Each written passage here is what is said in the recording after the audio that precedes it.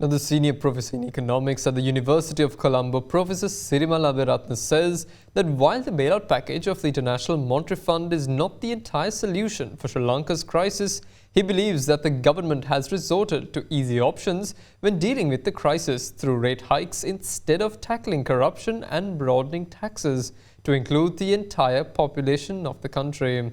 He made these statements while speaking to Indivariya Muwatta at Hyde Park on Derana 24 during a panel discussion.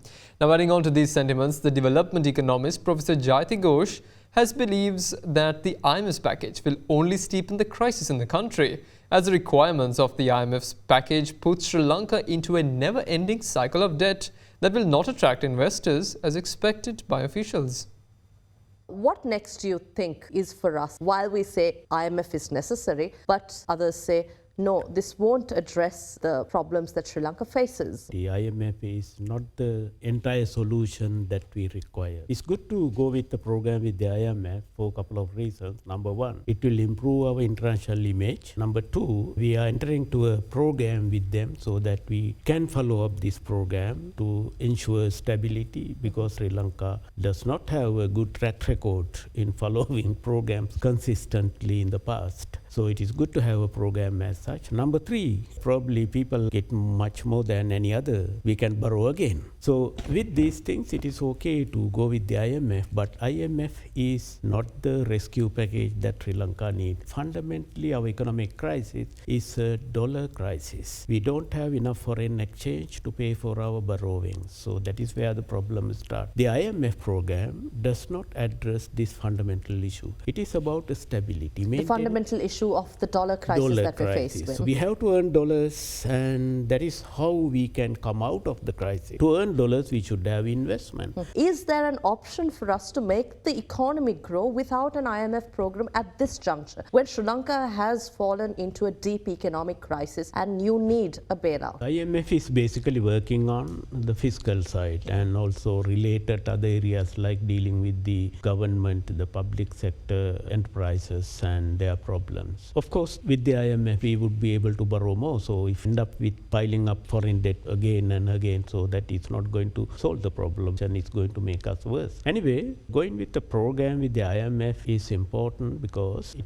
will improve our international image with the creditors, and also it will help us to improve our investment climate. Even the tax net. I don't agree with the way that the government has worked with the increase in taxes in this country, whereas there are millions of people who can pay taxes in this country, and the government has increased it only for 500,000 people who are already having tax files with the Inland Revenue Departments. Easier things have been done, so not the difficult thing. The government should have expanded our tax base to cover the entire population, whereas the government is not trying to do that. What is your opinion here? The IMF conditions in this current situation are likely to make the problem worse, because I think the implications are actually going to be very bad for the macroeconomy. Consider what it is asking for. In a country in which you have already 60% inflation and 90% food inflation, where you've already had electricity hike, fuel price hikes, and ordinary people are suffering very, very badly. You are raising interest rates, you're raising power rates once again, you are asking for a